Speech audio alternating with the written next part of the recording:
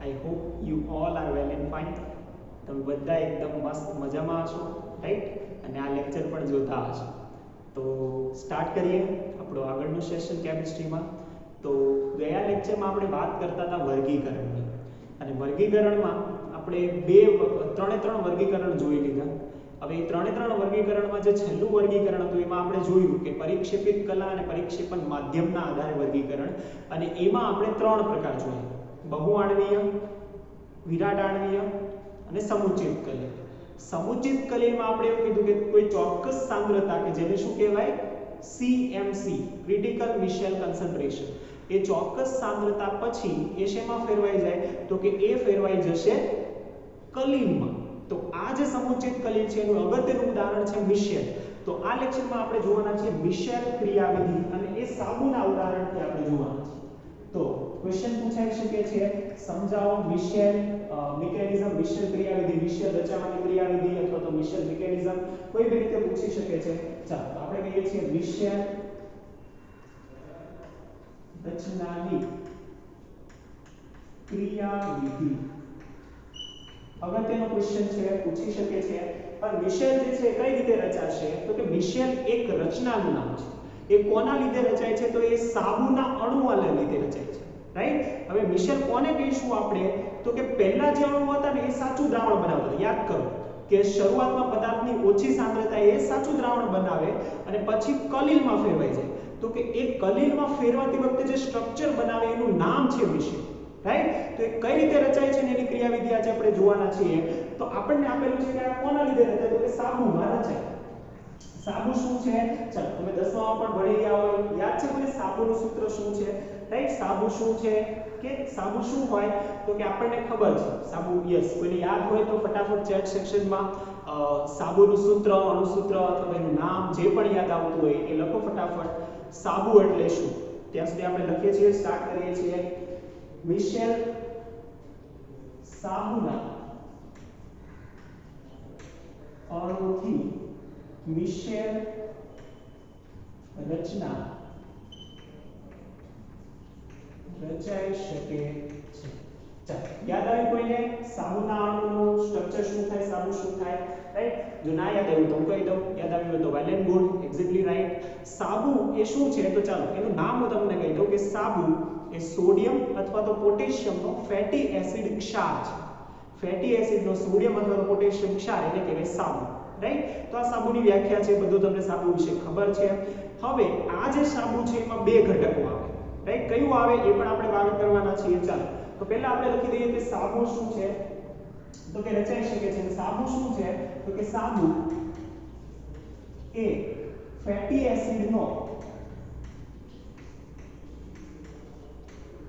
એસિડનો sodium કે potassium ક્ષાર છે, રાઈટ? ચલો કોઈને સૂત્ર યાદ આવ્યું, રાઈટ? જો ના યાદ આવ્યું હોય તો હું કહી દઉં, રાઈટ? એનું સૂત્ર આપણને યાદ હોવું જોઈએ, એ છે C17H35 COO- Na+, રાઈટ? અહીંયા સોડિયમ અથવા તો પોટેશિયમ કોઈ પણ હોઈ શકે છે. તો આ થયું સોડિયમ અથવા તો પોટેશિયમનો ક્ષાર, આને આપણે કહીશું સાબુ. આ જે C17H35 છે ને એ શું છે, તો એ કાર્બન શૃંખલા છે. કઈ રીતે હોય, તો આ રીતે હોય. C 17 કાર્બનની શૃંખલા બનાવો તો 17 કાર્બનની શૃંખલા બને CH3 CH2 CH2 કેટલી વખત હોય, તો કે આ CH2 હોવું જોઈએ આપણી પાસે 16 વખત, રાઈટ? તો આ થયું CH3, આ થયું આ રીતે. તો આ જે બને ને COO- Na+, આને કહેવાય ફેટી એસિડ સાબુ, રાઈટ? ચાલો તો આ જે છે ને એને આપણે આવી રીતે દર્શાવીએ. તો આપણે ડાયાગ્રામ પણ બેસિક ડ્રો કરવાના છીએ. હવે આ જે સાબુ છે એ જુઓ, મેં અહીંયા સ્પષ્ટ લખેલું છે કે માઈનસ અને પ્લસ, એટલે આ આયનીય ઘટક છે. હવે કોઈ પણ આયનીય ઘટક હોય એને પાણીમાં ઓગાળીએ તો શું થાય, તો કે 2 આયનોમાં છૂટું પડશે. તો કે આ સાબુને પાણીમાં ઓગાળતા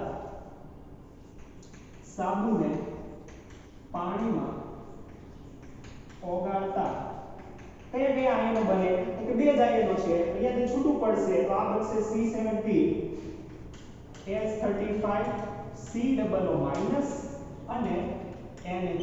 હવે ઓબ્વિયસલી આપણે કલીલની વાત કરીએ છીએ તો કલીલમાં તો મોટા અણુ હોવા જોઈએ. તો આ 2 અણુમાંથી સૌથી મોટો અણુ કયો છે, તો આપણી પાસે આ અણુ.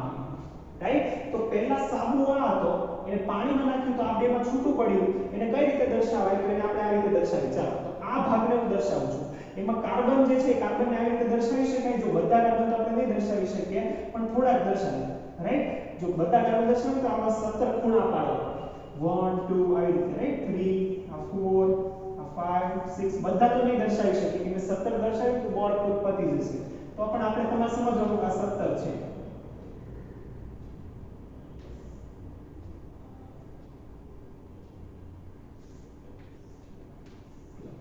રાઈટ? આટલા આપણે દર્શાવીએ છીએ. તો આ થયું, આ છે CH3 CH2 CH2 CH2 CH2 CH2 અને આ અહીંયા જોડાયેલું છે COO-. ખબર પડી? ચાલો COO- ને થોડું અલગ દર્શાવીએ કેમ કે એ બંનેમાં આપણને કામ છે. રાઈટ? ચાલો તો બે ભાગ આપણને દેખાય. આ જે મોટો ભાગ છે એમાં બે ભાગ છે. કયા બે ભાગ છે? તો એક આખો ભાગ આ છે અને એક ભાગ છે એ આ છે. આ જે મોટો ભાગ છે ને એ છે અધ્રુવીય. આ જે અધ્રુવીય ભાગ છે એને જ આપણે શું કહીશું? તો કે અધ્રુવીય પુચ્છ. રાઈટ? પૂંછડી છે. તો આ અધ્રુવીય પુચ્છ છે, અધ્રુવીય છે એટલે એ કેવું થશે? તો કે અગત્યનું. આને જ આપણે કહીશું હાઇડ્રોફોબિક. અધ્રુવીય છે, હાઇડ્રો પાણીથી ધિક્કાર કરશે એટલે શું થશે? તો કે હાઇડ્રોફોબિક. યાદ છે લાયોફોબિક લાયોફિલિક? એવું જ છે હાઇડ્રોફોબિક. તો આ પાણીને ધિક્કાર કરશે, આ પાર્ટ થશે હાઇડ્રોફોબિક. ચલો આ વર્ડ યાદ રાખીશું. આ પાણીમાં ભળે નહીં. પરંતુ બીજું જે પાર્ટ છે, બીજો પાર્ટને આપણે કહીશું ધ્રુવીય. જે ધ્રુવીય ભાગ છે એને આપણે કહીશું શીર્ષ. શીર્ષ એટલે માથું. રાઈટ? આ એનું માથું છે શીર્ષ. અને એ કેવું છે? તો કે એ છે હાઇડ્રોફિલિક.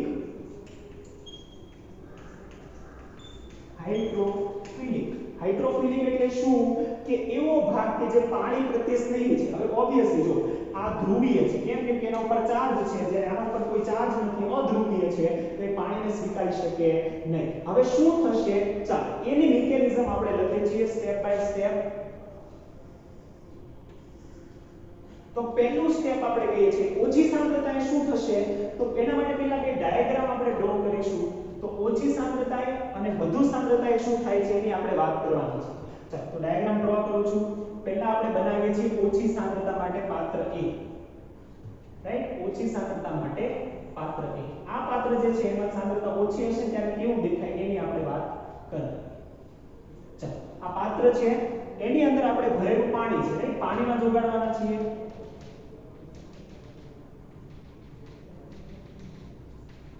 આ રહ્યું પાણી. થશે શું? તો કે ઓછી સાંદ્રતા હોય ને ત્યારે કઈ ફરક નહીં પડે. કેમ? કેમ કે ઓછી સાંદ્રતાએ જો ફરીથી યાદ કરો કે આ આખે ને આખો ઘટક આમાં હશે, પરંતુ શું આ જે પુચ્છ છે એ પાણીમાં જઈ શકે નહીં. કેમ કે પાણીથી તો વિરોધી છે, હાઇડ્રોફોબિક છે, તો એ પાણીમાં નહીં જાય. શું થશે? તો આ માથું જે છે એ પાણીમાં છે. કેમ કે એ પ્રવાહી સ્નેહી છે. જો હાઇડ્રોફિલિક પ્રવાહી સ્નેહી, ફોબિક પ્રવાહી વિરોધી. તો આ વિરોધ કરે છે, આ આકર્ષે છે, તો આવી રીતે થશે. તો આ જે માથું છે એ માથું આપણે અંદર દર્શાવીએ. આ માથું, રાઈટ? નેગેટિવ પાર્ટ વાળું માથું અને આ રહી પૂંછડી. આ બાર. કેમ પાણીમાં નથી? કેમ કે પાણીમાં ના હોય, કેમ કે આ જે છે બાર. રાઈટ? કેમ કે પ્રવાહી વિરોધી છે. તો ઓછી સાંદ્રતાએ તો જો શું થાય? તો કે આ ઓછી સાંદ્રતાએ આ અંદર, આ બાર, આ અંદર, આ બાર, આ અંદર, આ બાર. હવે વિચાર, ઓછી સાંદ્રતા હશે ત્યાં સુધી શું થશે? તો કે ઓછી સાંદ્રતા સુધી એ સપાટી પર જ હોય, આખે આખી સપાટી ભરાતી રહેશે. પરંતુ તો આપણે પહેલા કહી દઈએ, ચલો આ કોની વાત કરીએ આપણે? તો આ આપણે કહીએ છીએ રાઈટ પાત્ર 1. એમાં કહીએ છીએ ઓછી સાંદ્રતા. હવે આનું આ જો પાત્રની વાત કરીએ, સાંદ્રતા વધારી દઈએ તો શું થાય? સાંદ્રતા એટલી બધી વધી ગઈ કે અહીંયા કઈ જગ્યા જ ના બચે. આખે ને આખી સપાટી પેક થઈ ગઈ. હવે સપાટી પેક થઈ ગઈ છે, હજી આપણે ઓગાળીએ જ જઈએ છીએ, તો અંદર તો જવું જ પડશે અને સપાટી પર તો જગ્યા બચી નથી. તો શું થશે?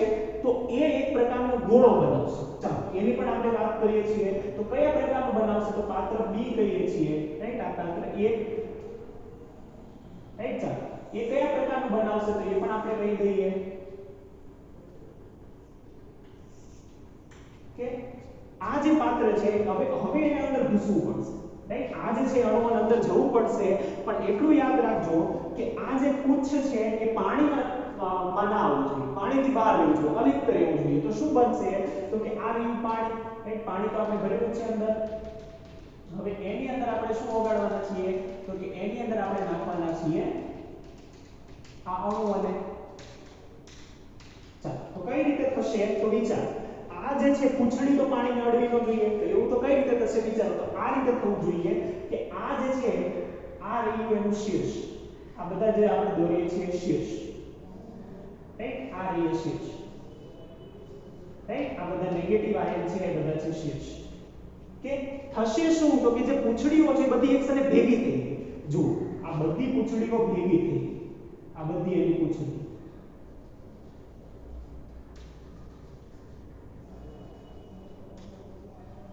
પૂંછડીઓ ભેગી થઈ. એટલે થયું શું કે જો હવે અત્યારે તમને છે ને ડાયાગ્રામ તો 2D માં દેખાય, એટલે ડાયાગ્રામ છે કે હું 3D અહીંયા ડ્રો કરી શકું ને, તમને આ 2D માં દેખાય. પરંતુ તમે વિચારો કે આખે આખો આવો ગોળો બનાવે છે, એની ગોળાની સપાટી પર બધા એના ધ્રુવીય જે છે એ શીર્ષ છે અને વચ્ચે બધી પૂંછડીઓ છે. તો આખે આખો આમ નક્કર ગોળા ટાઈપ બનશે, રાઈટ? આખો આમ કલ્પના કરો કે આખે આખો ગોળો છે, એની સપાટી ઉપર નેગેટિવ આયન છે, બધી પૂંછડીઓ અંદર ભેગી થઈ છે, રાઈટ? આ C17 ને H35 છે જે અંદર ભેગું થયું છે, કેમ કે એ બધું અધ્રુવીય છે. તો અધ્રુવીય વચ્ચે અપાકર્ષણ નહીં હોય, અપાકર્ષણ નહીં હોય તો એ બધું ભેગું થઈ શકે.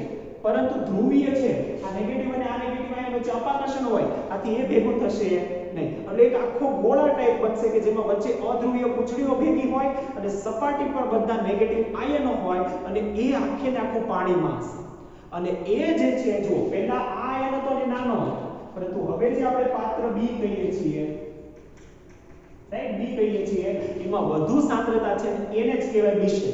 આ જે ગોળો બન્યો ને એ રચનાને કહેવાય મિશ્ર, રાઈટ? તો પાત્ર 2 કહીએ છીએ મિશ્ર, રાઈટ? વધુ સાંદ્રતા. તો એક્ચ્યુઅલી ખબર પડી કઈ રીતે થયું, રાઈટ? ઓછી સાંદ્રતા હતી ત્યાં સુધી સપાટી પર હતા, રાઈટ? જેટલો ઓછો સાબુ હતો તો સપાટી પર હતો. એટલે જોજો, જ્યારે સાબુને રાખીએ ને આપણે સપાટી પર, તો સપાટી આપણને રંગીન દેખાય, રાઈટ? આમ દૂરથી તમે જો તો સપાટી રંગીન દેખાય. કેમ? કેમ કે આ બધી પૂંછડીઓને. અને જેમ જેમ તમે એનું વધારતા જશો સાંદ્રતા નાખતા જશો અંદર, તો એ બધું જે છે અંદર ઘૂસશે ને એ પાર્ટિકલ નાના રચે. અને પાર્ટિકલ શેના હોય? તો કે મિશ્ર રચનાના પાર્ટિકલ હોય કે જે કલીલ બનાવે છે. ધ્યાનમાં આવશે, ખબર પડી કઈ રીતે મિશ્ર બને છે, રાઈટ? તો આ મિશ્ર રચનાની ક્રિયાવિધિ છે, આ જ આપણે લખવાનું છે પોઈન્ટમાં. તો ચાલો આપણે લખીએ છીએ, રાઈટ? અહીંયા હું ક્રિયાવિધિ લખું છું કે ઓછી સાંદ્રતાએ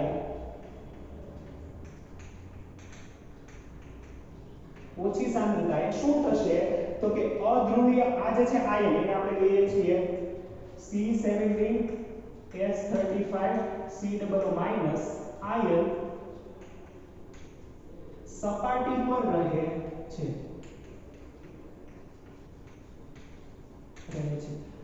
અને બીજા પોઈન્ટમાં આપણે લખીશું પરંતુ શું થશે?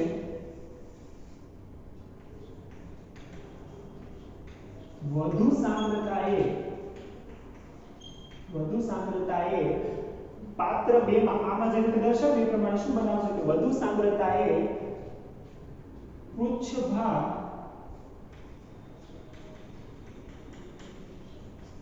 એકત્ર થઈ મિશ્ર રચના બનાવે છે, જે કલીલ છે. એ મિશ્ર જ કલીલ છે. મિશ્રની જે રચના બનીને પોઈન્ટર એ જ ગોળાઓ કલીલ બનાવે છે. તો એ કલીલ બનાવે છે. તો આ આપણે વાત કરી, રાઈટ? વધારે કઈ આપણે લખવાનું નથી, ડાયાગ્રામ પરથી જ આ બધું ક્લિયર થશે. જો હવે આ પણ પોઈન્ટમાં તમે લખી શકો કે આ જે COO આયન છે એમાં જે પુચ્છ ભાગ છે, એટલે કે આ C17H35 એ અધ્રુવીય છે અને હાઇડ્રોફોબિક છે. શીર્ષ ભાગ જે છે એ ધ્રુવીય છે અને હાઇડ્રોફિલિક છે.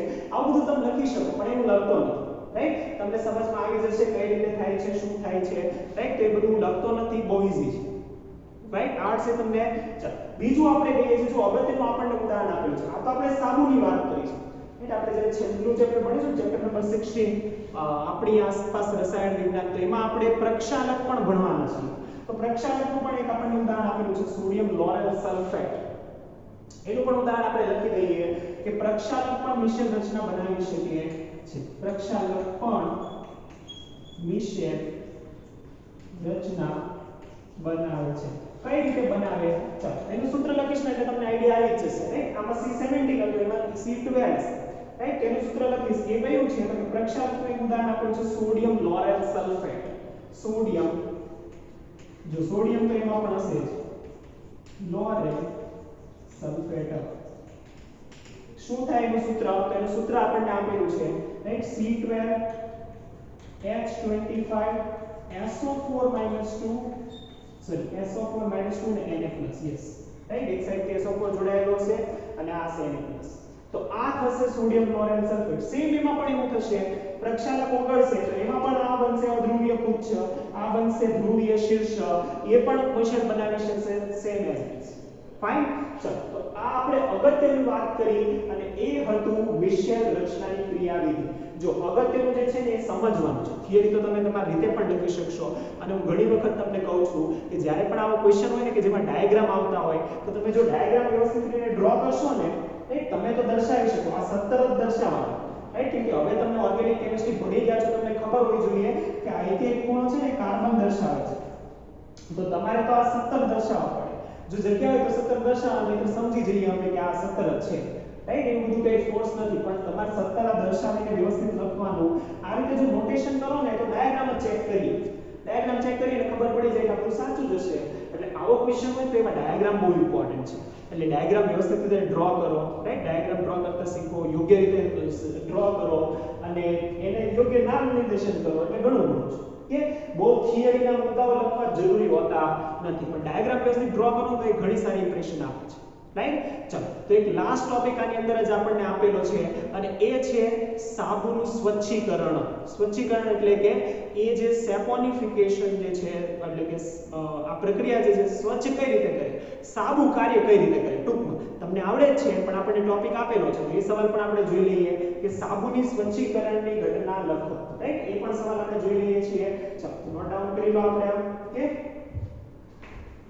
ચાલો તો નેક્સ્ટ ક્વેશ્ચન આપણે લખીએ છીએ. નેક્સ્ટ ક્વેશ્ચન છે આપણને આપેલો કે સાબુના સ્વચ્છીકરણની ક્રિયા, એટલે સાબુ કઈ રીતે કાર્ય કરે છે.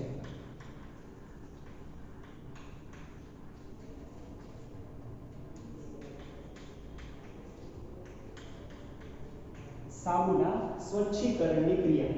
હવે સાબુ શું છે તો આપણને ખબર પડી ગઈ અને તમે 10માં ભણી પણ ગયા છો અને પાછું આપણે 16માં ચેપ્ટરમાં ભણવાના પણ છે કે સાબુ એ ફેટી એસિડનો ક્ષાર છે, રાઈટ? એ સોડિયમ સ્ટીઅરેટ તરીકે ઓળખાય છે અને કઈ રીતે ઘટક હોય એ પણ આપણે ડ્રો કરેલો, રાઈટ? એ આ રીતનો ઘટક હોય કે આ રીતનું જે છે એ અધ્રુવીય ભાગ હોય અને એની ઉપર C+- જે છે એ કેવો હોય? ધ્રુવીય હોય, રાઈટ? આ રીતનો સાબુ હોય. તો સાબુ જે છે C+- અને Na+, તો એમાં બે ભાગ આપણે લીધા, એક તો હાઇડ્રોફોબિક અને હાઇડ્રોફિલિક. જો આ જે વર્ડ છે ને એ ટેકનિકલ વર્ડ કહેવાય અને એવા ટેકનિકલ વર્ડ વાપરીને જ આપણે આન્સર આપવાનો હોય તો આપણે કહીશું કે સાબુ, પછી બ્રેકેટમાં આપણે લખીશું સાબુ, બ્રેકેટમાં એનું સૂત્ર તો આપણે લખી દઈશું શું તો કે C17H35 Na+. સાબુ એ હાઇડ્રોફોબિક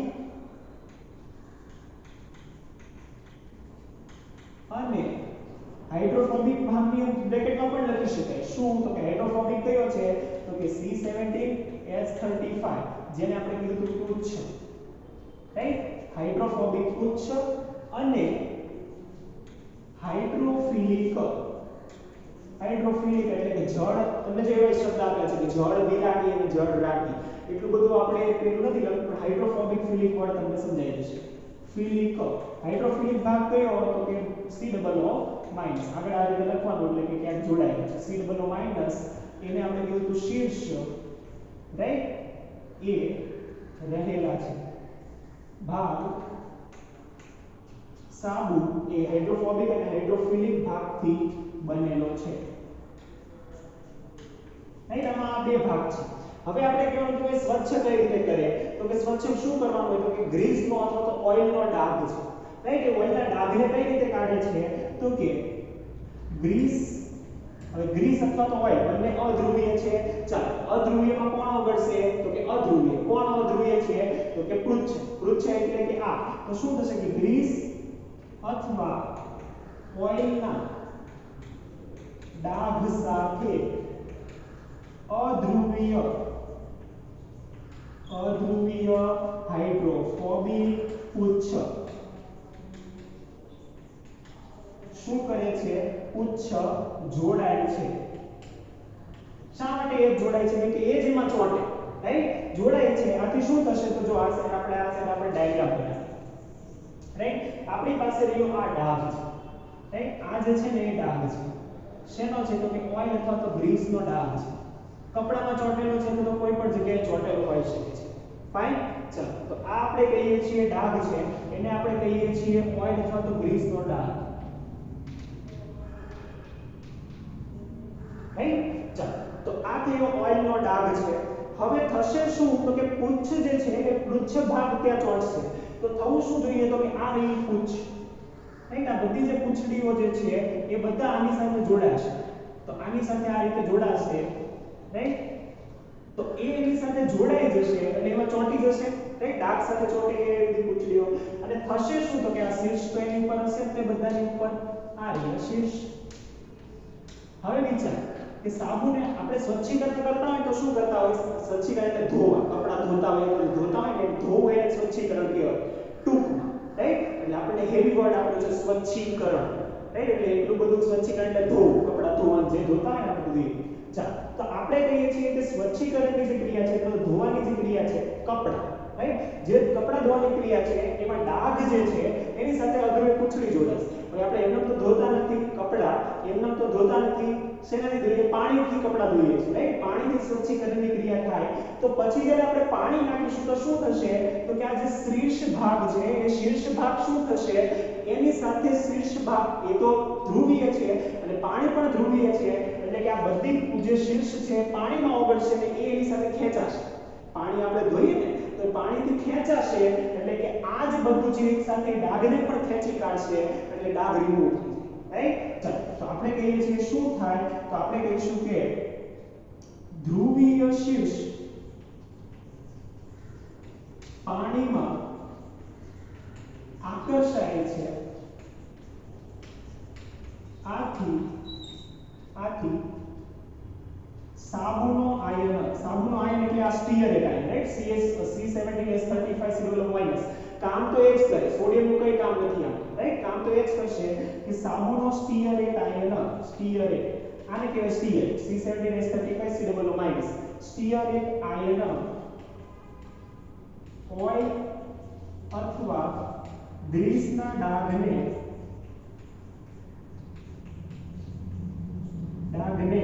દૂર કરી શકે છે. શું કરી શકે? દૂર કરી શકે છે. કઈ રીતે? ખબર પડી, રાઈટ? તો H2O જ્યારે આપણે નાખીશું તો H2O નો જે ધ્રુવીય અણુ છે એ H2O ના ધ્રુવીય અણુ આ જે બધી જ શીર્ષ છે બધા જ શીર્ષને ખેંચી જશે અને ખેંચીને એને લઈ જશે એટલે એ ડાઘને સાથે સાથે ખેંચી જશે, રાઈટ? તો આ ડાયાગ્રામ ડ્રો કરવાનો, 3-4 સ્ટેટમેન્ટ લખવાના અને થશે ક્વેશ્ચન પૂરો, રાઈટ? તો મિશેલ વિશે જેટલી પણ વાત હતી ને એ મિશેલ વિશેની બધી વાત પૂરી થઈ છે. એને સ્પેશિયલ લેક્ચરમાં આપણે રેકોર્ડ કરી છે. એક બે વાર વાંચો અને બે વાર લખો તો થઈ જશે, રાઈટ? પણ ખૂબ જ અગત્યનું છે મિશેલ રચનાની ક્રિયાવિધિ. એ પૂછાઈ શકે એવો ક્વેશ્ચન છે. ખાસ આપણે યાદ રાખીશું અને એના પછીનું સ્વચ્છીકરણ વાળું છે એ પણ યાદ રાખીશું. એને આપણે પણ આપણી રીતે ભાષામાં લખી શકીએ. પરંતુ જે ટેકનિકલ જે વર્ડ છે હાઇડ્રોફોબિક ભાગ, હાઇડ્રોફિલિક ભાગ એ બધું યાદ રાખીશું. ઓકે? ચાલો બાકી બધું તમને આવડે છે.